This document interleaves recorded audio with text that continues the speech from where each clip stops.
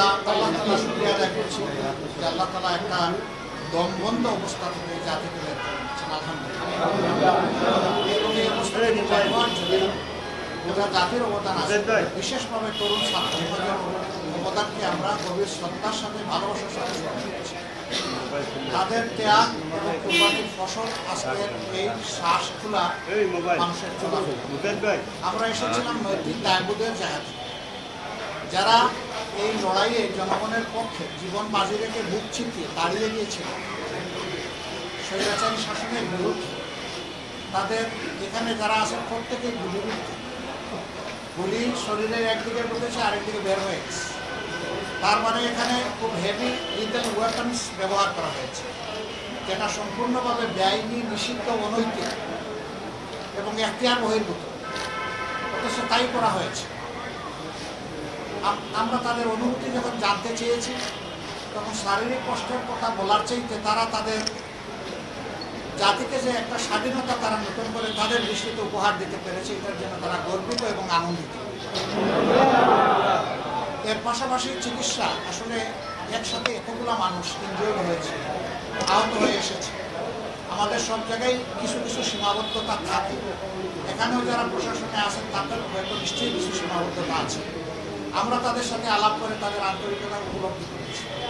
তারাও তাদের সর্বোচ্চ সামর্থ্য অনুযায়ী দিয়ে যাচ্ছে, কিন্তু তারপরেও প্রত্যাশিত চিকিৎসার জন্য আরও একটু অ্যাটেনশন আমরা তাদেরকে গ্রহণ করছি, যে মানুষগুলো যেন দ্রুত সুস্থ হয়, আবার যার যার কর্মক্ষেত্র এবং যার যার পরিবারে ফিরে যাবে।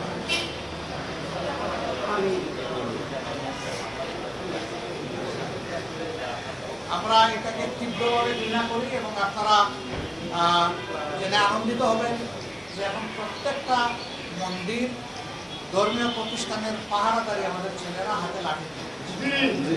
এবং আমরা বলে দিয়েছি, কোনো দুর্বৃত্ত যদি এই ধরনের কাজ করতে আসে তাদেরকে অবশ্যই প্রতিরোধ করবা, কোনো ছাড়। এখান থেকে মন্দির পরিদর্শনে যাবে, ঢাকেশ্বরী মন্দিরে যাবো, এখান থেকে আমরা সেখানে আপনাদের সবাইকে দাও।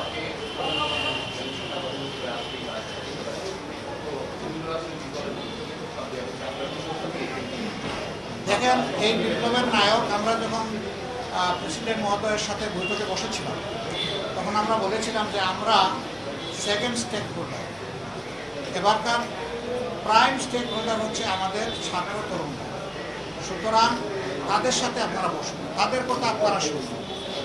আমরা তাদেরকে সম্মান করি, শ্রদ্ধা করি। তারা তালিকা দিয়েছেন, আমরা বিভিন্নভাবে তারাও অনেকের সাথে যোগাযোগ করেছি। আমরা তাদের তালিকা নিয়ে আমরা জনগণের তালিকা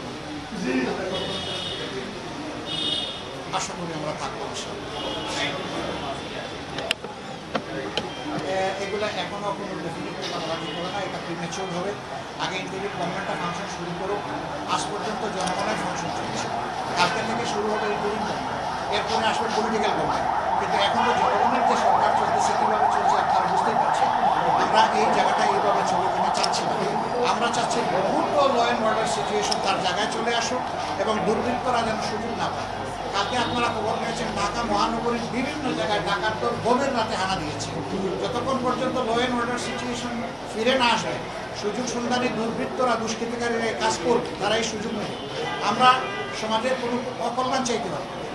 জামাত ইসলামী তো একটা সংগঠন, আমরা অন্তর থেকে আমরা প্রতিশ্রুতি দিয়েছি যে আইনশৃঙ্খলা ফিরিয়ে আনার জন্য প্রশাসন যে উদ্যোগ নেবে, আমাদের সবটুকু উজাড় করে আমরা তাদেরকে সহযোগ করব।